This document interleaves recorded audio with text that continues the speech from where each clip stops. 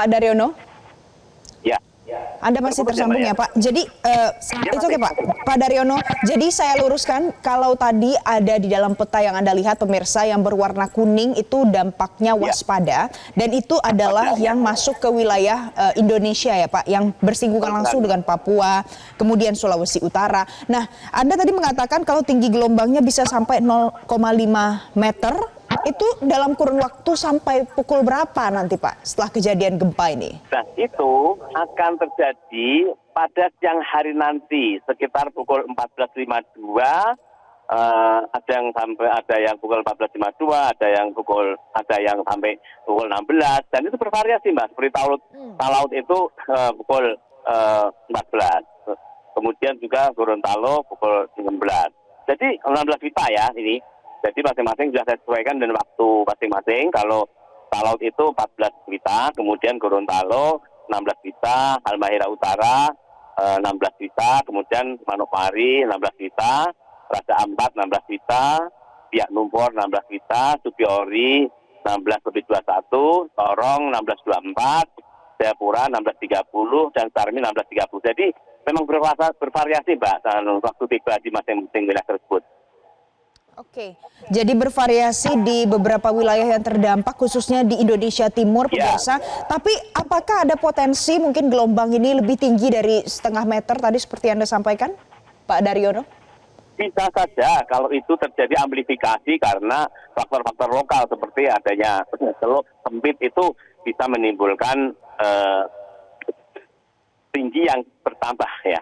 Tapi masyarakat tidak terlalu, yang penting masyarakat pada jam-jam tertentu yang kami sebutkan tadi sebaiknya tidak beraktivitas di pantai ya. Jadi pada waktu-waktu yang sudah saya sampaikan melalui kanal-kanal informasi kami yang sudah kami sebar untuk waktu tiba tsunami atau estimate time arrival itu warga pesisir dihimbau untuk tidak berada di pantai dulu ya. Baik, nah Pak, bagaimana dengan mungkin orang-orang yang sedang beraktivitas di kawasan laut, di tengah laut, entah itu sedang melakukan perjalanan atau sedang melakukan pekerjaan mereka di sana, apakah sudah ada informasi dan koordinasi yang dilakukan untuk pihak-pihak yang ada di sana Pak? Ya, tsunami di kedalaman lebih dari 200 meter itu sebenarnya tidak terlalu berdampak Mbak. Jadi mereka yang sedang berlayar itu tidak menjadi masalah untuk kejadian tsunami itu karena tsunami itu karakteristiknya akan meningkat begitu masuk ke perairan landai dan dia akan semakin dangkal dia akan semakin meninggi karakteristik amplitude tsunami-nya, sehingga ini yang perlu diwaspadai masyarakat yang berada tepat di pantai untuk tidak untuk menghindari tempat-tempat pantai yang kami sebut atau berhubungan dengan wilayah tersebut, coba yang terdekat ya. Oke, Pak Daryono, ini tidak hanya berdampak ke Indonesia saja, tapi juga sampai ke Jepang, juga banyak negara-negara di kawasan Pasifik juga akan terdampak. Pak Daryono, apakah sama kurang lebih dampaknya? Ya. Benar Mbak, jadi wilayah Rusia Timur, kemudian Jepang, Alaska, USA ya, Filipina, Hawaii, Guam ini akan terdampak dengan variasi ketinggian yang berbeda-beda. Oke, karena pemirsa yang Anda saksikan di layar sebelah kanan ini adalah visual terkini pemantauan tsunami yang kami dapatkan dari Associated Press. Dan ini adalah pantauan udara, Pak Daryono. Nah, Pak Daryono, saya mau tanya, jadi bagaimana ciri-cirinya atau indikasinya pada saat masyarakat mungkin bisa mengetahui, oh mungkin ini akan terjadi tsunami beberapa saat lagi karena ada gempa 8,6 magnitudo ini. Apa tanda-tandanya, Pak? Kalau tsunami jauh tidak mudah untuk dikenali Mbak, karena informasinya kan tidak di sekitar Indonesia, sehingga yang lazim diketahui adanya surut air laut itu tidak terjadi karena jarak informasi yang terjadi dengan Indonesia sangat jauh, sehingga tidak akan ada ciri-ciri seperti air surut itu tidak ada, sehingga menjelang waktu-waktu yang kami sebut tersebut itu sebaiknya masyarakat tidak berada di kawasan pantai, ya. Itu saja Mbak. Dan masyarakat tidak perlu pantai berlebihan terkait dengan warning ini karena ancaman waspada, sehingga Masyarakat hanya dibutuhkan untuk menjauh dari pantai pada waktu-waktu yang sudah kami sebutkan tadi. Oke, jadi ini informasi penting untuk masyarakat supaya tidak panik atau termakan dengan informasi-informasi yang belum tentu kebenarannya karena tidak ada yang bisa memastikan tanda-tandanya apa yang kasat mata terkait dengan potensi terjadinya tsunami. Yang penting boleh diulang sekali lagi Pak, pukul berapa saja masyarakat di wilayah-wilayah tertentu untuk menghindar dari pesisir pantai? Bagaimana? Ulangi Kak? Pukul berapa saja masyarakat untuk menghindari wilayah pesisir pantai di beberapa provinsi yang ada di Indonesia, Pak? Baik, saya ulangi lagi. Ini dari model sistem yang kami hasilkan ya, bahwa tsunami akan menjangkau Kepulauan Talaut ya pada pukul 14.52 menit. Waktu Indonesia bagian tengah ya. Nah, kalau saya menyebut waktu 14.52 itu hasil modeling.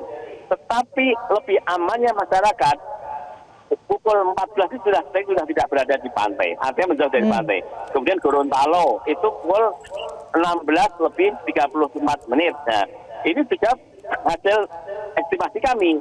Tetapi masyarakat sebaiknya tidak berada di pantai pada waktu-waktu yang sebelum waktu yang kami sebutkan ini. Halmahera 16.04 waktu Indonesia Timur, kemudian Manokwari 16.08 menit waktu Indonesia Tengah Timur ya, kemudian Raja Ampat 16.18 menit waktu Indonesia bagian Timur, Siak Numpor 16.21 menit waktu Indonesia Timur, Supiori 16.21 menit waktu Indonesia Timur, Sorong 16.24 menit ya waktu Indonesia Timur. Kemudian Jayapura pukul 16.30 menit waktu Indonesia Timur. Sarmi pukul 16.30 waktu Indonesia Timur. Jadi itu Mbak. Namun demikian untuk pulau-pulau terdekat yang kami sebutkan tadi dianggap mirip waktunya. Sehingga sebelum waktu yang sebut tadi sebaiknya sudah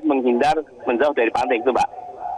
Oke, baik. Nah, jadi ini adalah informasi untuk tadi Anda sempat sebutkan di Talaut, Gorontalo, Halmahera, dan ini juga berlaku yang sama ya Pak ya untuk beberapa daerah yang mungkin berada di sekitar kota-kota dan kabupaten yang Anda sebutkan ini? Ya. Gimana ulangi Kak? Ini saya sambil koordinasi saya ya, maaf. Gimana Kak? Oke, Pak Daryono, ini tadi Anda sebutkan di Talaut, di Gorontalo, Halmahera, Manokwari, tapi ini juga berlaku hal yang sama untuk beberapa daerah yang mungkin lokasinya tidak jauh dari tempat-tempat yang Anda sebutkan tadi? Iya, pokoknya Mbak, pulau-pulau atau wilayah terdekat dengan yang saya maksud waktunya itu anggap saja waktunya dulu. Karena kita tidak mungkin memberikan waktu sedetail-detailnya, karena tentu saja akan begitu sangat banyak laporan yang kami berikan. Baik. Oke, Pak Daryono, apakah dengan terjadinya gempa bermagnitudo sebesar ini, itu bisa memicu pergeseran lempeng atau berpotensi menimbulkan gempa lainnya, Pak Daryono? Bisa iya, bisa tidak. Karena gempa besar itu juga bisa memicu aktifnya sumber gempa di tempat lain jika itu berdekatan dan kondisinya sedang labil, artinya sedang mengalami akumulasi medan tegangan yang sangat tinggi. Tetapi sumber gempa yang ada di dekatnya saja, Mbak. Tapi untuk sumber gempa yang berada di jauh, kecil kemungkinan untuk terjadi itu, Mbak. Jadi ini sebuah kejadian gempa besar di Kamchatka ini memang terkait dengan sumber gempa di Kuril Trans, dan ini memang sudah mengalami akumulasi medan tegangan yang sudah sangat lama, sehingga aktivitas ini juga sangat terkait dengan sumber gempa itu. Dan untuk memicu sumber gempa lain bisa, tapi yang terdekat selama sudah mengalami akumulasi medan tegangan yang cukup besar dan mendekati maksimumnya. Baik, Pak Daryono, beberapa menit yang lalu ada informasi kalau tsunami dengan ketinggian 4 meter menerjang Rusia di Kamchatka. Apakah terkonfirmasi informasi ini Pak? Dan apa dampaknya Pak kalau tsunami dengan ketinggiannya 4 meter yang terjadi? Terkait dengan informasi tersebut, saya harus mengkonfirmasi dulu di monitoring laut terdekat, Mbak. Karena fokus kita saat ini sedang mengamankan warning untuk wilayah Indonesia, sehingga jika kami ditanya untuk wilayah Indonesia, tetapi data yang kami update bahwa di tempat tersebut itu hanya 81 cm, tidak ada sentimeter, Mbak. Sehingga informasi yang Mbak sampaikan itu perlu dikonfirmasi lagi, Mbak. Oke, jadi informasi yang Pak Daryono dapatkan dari BMKG, ketinggiannya 81 cm tsunami yang terjadi di Kamchatka ya Pak ya? Hasil monitoring yang kami lakukan di alat satelit monitoring terdekat di tempat itu malah kurang dari 1 meter, hanya 81 cm. Oke pemirsa, berarti informasi ini masih perlu dikonfirmasi lagi berapa ketinggian tsunami yang terjadi di Semenanjung Kamchatka. Nah Pak Daryono, dengan ketinggian yang kurang dari 1 meter berdasarkan informasi yang Anda dapatkan, apakah nanti akan besar pula dampaknya untuk beberapa wilayah Indonesia Timur? Tidak, Mbak, ya hanya itu saja. Dan itu sudah dianggap sebagai modeling yang maksimum menurut kami. Tapi yang pasti hasil modeling kami menunjukkan status ancaman waspada. Sehingga itu yang kami sampaikan kepada masyarakat. Dan untuk itu karena masyarakat tidak perlu panik, tidak perlu khawatir berlebihan karena statusnya waspada, kurang dari 0,5 meter. Cukup menjauh dari pantai. Oke. Pak Daryono, bagaimana sosialisasi yang disampaikan dari BMKG kepada masyarakat di sana, Pak Daryono? Ya, ini kita sudah menyampaikan kepada para KUPT untuk berkomunikasi dengan BPBD dan lembaga terkait di daerah masing-masing untuk memberikan informasi yang diterbitkan BMKG ini. Fokusnya adalah agar masyarakat tidak panik. Karena apa? Karena kepanikan justru akan membuat kita tidak bisa berpikir sehat dan jernih. Untuk itu masyarakat akan disampaikan informasi tambahan oleh kantor-kantor BMKG kami di daerah. Baik, Pak Daryono, dari beberapa wilayah yang tadi Anda sebutkan itu yang berpotensi terdampak, apakah semuanya masuk ke dalam ranah waspada atau ada yang masuk awas, Pak Daryono?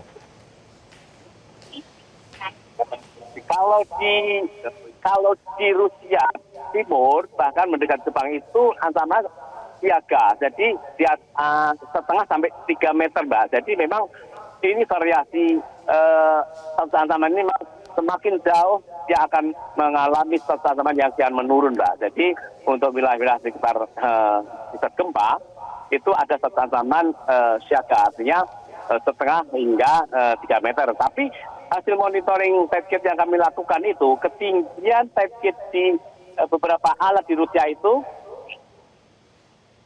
84 cm di Kamchatka. Itu tempat yang paling dekat dengan sumber gempa tersebut, Mbak. Jadi ini peralatan buoy yang cukup mutakhir, sehingga saya lebih percaya data observasi ini untuk mengkonfirmasi adanya kejadian tsunami yang terjadi di dekat Kamchatka tersebut, Mbak.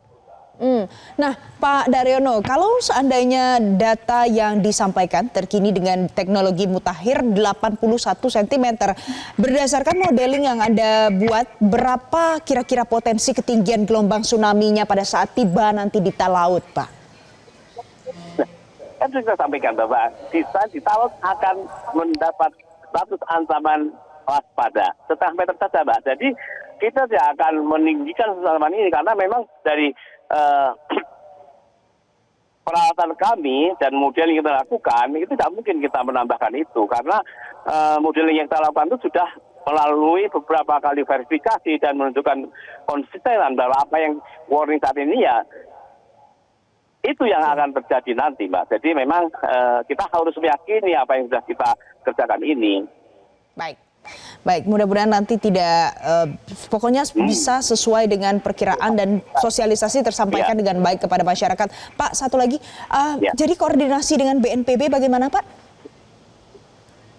Kita koordinasi dengan BNPB, kita sebagai komunikasi untuk menyampaikan bantuan pentingnya menenangkan masyarakat saja bahwa tsunami itu merupakan kejadian yang jarang terjadi dan begitu terjadi memiliki intensitas yang besar, sehingga ini akan memanfaatkan human interest masyarakat, sehingga masyarakat perlu bantuan BPBD, BNPB untuk ditenangkan juga. Karena dari modeling kami yang saya lakukan itu, masyarakat sebenarnya tidak perlu khawatir dan cemas berlebihan. Demikian, Mbak. Baik, Pak Daryono, satu lagi, ini ada sumber dari Associated Press yang menceritakan kalau masyarakat mengungsi ke gedung-gedung yang lebih tinggi, kemudian ini belum jelas lokasinya ada di mana, tapi masyarakat mengungsi ke gedung yang lebih tinggi. Apakah hal yang sama juga perlu dilakukan oleh masyarakat Indonesia yang terdampak misalnya di Talaut, Gorontalo, Halmahera menjelang nanti pukul 14.50 waktu Indonesia? Tidak perlu. Karena ancaman waspada itu saran kami hanya menjauh dari pantai. Jadi tidak perlu pergi ke gedung yang tinggi atau di perbukitan, tidak perlu. Cukup menjauh dari pantai saja, Mbak. Ini SOP yang kita lakukan terkait dengan saran yang kita sampaikan kepada masyarakat terkait dengan ancaman tsunami Kamtchatka ini, Mbak. Baik, saya rangkum untuk pemirsa sekali lagi, ini ada perbedaan treatment mungkin bagaimana respon tanggap darurat yang perlu dilakukan di beberapa wilayah terdampak. Ini berdasarkan apa yang disampaikan oleh Pak Daryono tadi. Kalau di beberapa wilayah di Rusia, Jepang, karena itu masuk ke dalam wilayah yang awas dan juga siaga, maka mungkin banyak di beberapa sumber yang Anda dapatkan orang-orang mengungsi ke tempat yang lebih tinggi, ke gedung-gedung apartemen. Berbeda dengan Indonesia yang masuk ke dalam kategori waspada. Anda di wilayah Talaut, Gorontalo, Halmahera, Manokwari, Raja Ampat, Supiori, Sorong, Jayapura diminta untuk menghindari pesisir pantai nanti sekitar pukul 14.52 waktu Indonesia Tengah sampai dengan sekitar pukul 17 waktu Indonesia Timur. Begitu ya, Pak? Ya, baik, Mbak. Terima kasih. Nah, Pak Daryono, ada satu lagi informasi terkini, banyak informasi terkini yang kami dapatkan, Pak. Ini adalah visual terkini, pemirsa, di beberapa titik merah yang Anda saksikan itu adalah titik-titik tsunami di Semenanjung Kamchatka. Pak Daryono, pada saat ada beberapa titik-titik tsunami, tidak hanya satu, apakah itu sudah sesuai dengan modeling dan perkiraan dari BMKG, Pak Daryono? Saya kira, Mbak, karena saya tidak melihat TV ini, saya ada di ruangan operasional. Jadi saya tidak melihat TV-nya, sehingga yang Mbak sampaikan itu saya tidak bisa melihatnya. Sehingga, tapi yang pasti modeling kami cukup akurat, Mbak, untuk melihat dampak dari tsunami Kamchatka ini, Mbak. Oke, dan pada saat terjadi gempa bermagnitudo besar, apakah normal ada banyak titik-titik tsunami yang mungkin muncul, Pak Daryono? Ya, karena itu kan sebenarnya sebaran-sebaran dari alat monitoring laut ya. Jadi nanti akan kita cek kalau sudah terjadi tsunami itu dia akan memberikan informasi ketinggian sekian dan bahkan kita terus akan mengkonfirmasi apakah sesuai dengan modeling dan memvalidasi apakah modeling yang kita tentukan itu mirip dengan realnya seperti itu, Mbak. Baik. Terima kasih Pak Daryono karena pagi ini sudah memberikan informasi terkini untuk pemirsa Metro TV. Nanti akan kami update lagi pemirsa apa pernyataan terkini dari BMKG seputar tanggap darurat dari gempa yang terjadi di Rusia ini. Jelajahi cara baru mendapatkan informasi. Download Metro TV Extend sekarang.